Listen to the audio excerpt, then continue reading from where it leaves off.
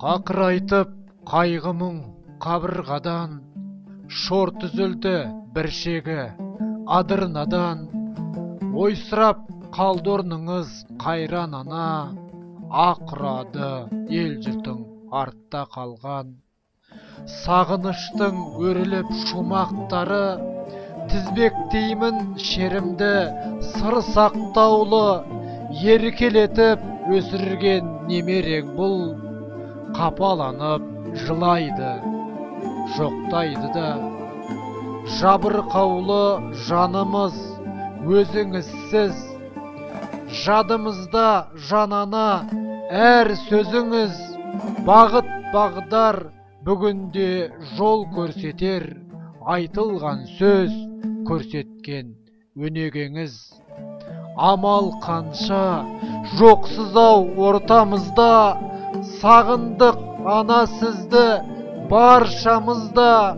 Жанана ұл қызыңның тірек едің, тірі болсаң тұрар ең қыр басында.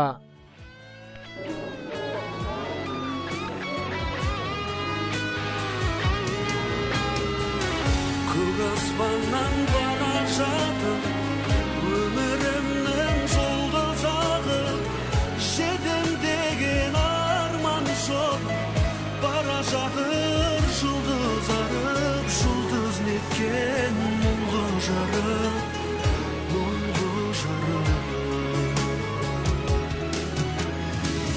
Көк аспаннан бара жатыр өмірімнің жұлдызағы, жетем деген арман жоқ, бара жатыр жұлдыз арып, жұлдыз неткен мұңлы жарық, мұңлы жарық. Көк шыққанға бір қуанып, шөп шыққанға бір қуанып, өмір өтті ау сырғы бағып, сырғы бағып.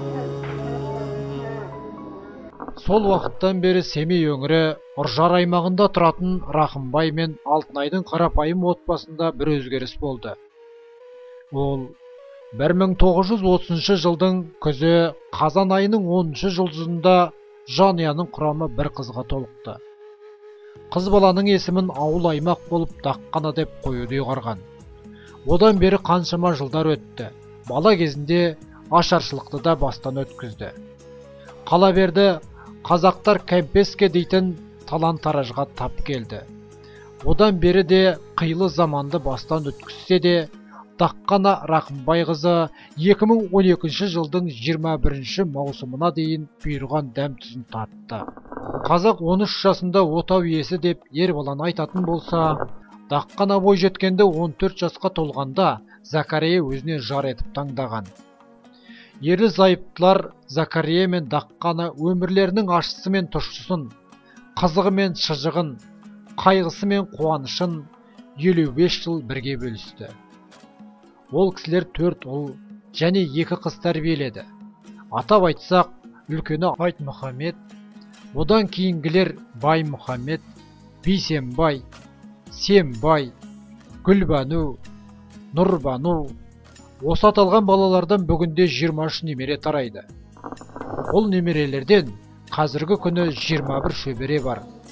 Қай-қайсысы болмасын Даққана әжелерін жандарындай жақсы көреді. Өйткені ол кісі әр қайсысы дүниеге келгенде ерекше көңіл бөлетін. Немере шөберелерін еркелетіп, бәрінде жақсы көріп, олардың болашақтарына сеніммен қарайтын. Әже мейірімін сезінген балалар да бүгінде ол кісінің жоқтығына күрсінеді. Жатқан жеріңіз жайлы, топырағыңыз торқа болсын, ару ана дегеннен басқа шара жоқ.